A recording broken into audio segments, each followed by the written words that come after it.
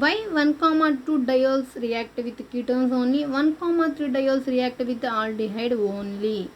Why? నేను ఇక్కడ pyranose form alpha గ్లూకోపైరనోస్ form అనేది తీసుకున్నాను.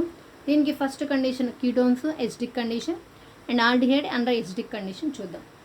ఫస్ట్ ఇక్కడ కీటోన్స్ ఉంది. కీటోన్స్ 1,2తో డయోస్తో రియాక్ట్ చేద్దాం, 1,3 డయోస్తో రియాక్ట్ చేద్దాం. దీన్ని నేను ఇది పైరనోస్ రింగ్, ఇది ఫ్యూరనోస్ రింగ్. ఈ పైరనోస్ని ఫ్యూరనోస్గా కన్వర్ట్ చేసుకున్నాను. దీనికి ఇప్పుడు ఫస్ట్ ఆల్డిహైడ్ అనేది 1,2 డయోల్స్తో రియాక్ట్ అయితే ఎట్లా ఉంటుంది? 1,2 డయోల్స్ ఇక్కడ ఉన్నాయి, ఇక్కడ 1,2 డయోల్స్ ఉన్నాయి. దీంట్లో కీటోన్స్ అనేవి రియాక్ట్ అయినాయి, మనకి ఇక్కడ సైక్లిక్ కీటోన్స్ అనేవి ఫామ్ అయినాయి. సో ఇది ఓకే, ఇంతవరకు ఓకే. సపోజ్ ఈ కీటోన్స్ అనేవి 1,3 డయోల్స్తో రియాక్ట్ అయితే ఎట్లుంది?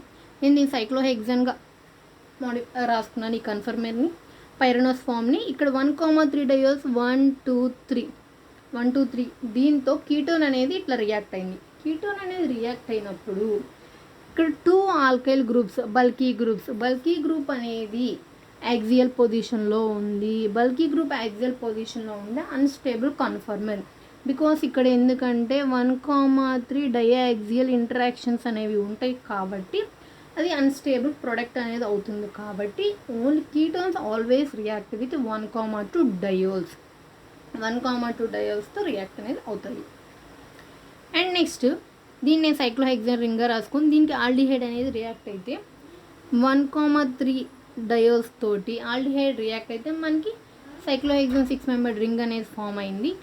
బల్కీ గ్రూప్ అనేది ఈక్వటోరియల్ పొజిషన్లో ఉంది.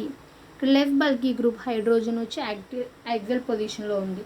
So no diaxial interactions or weak diaxial interactions అనేది ఉండటం వల్ల ఈ ప్రోడక్ట్ అనేది స్టేబుల్గా అనేది ఉంటుంది.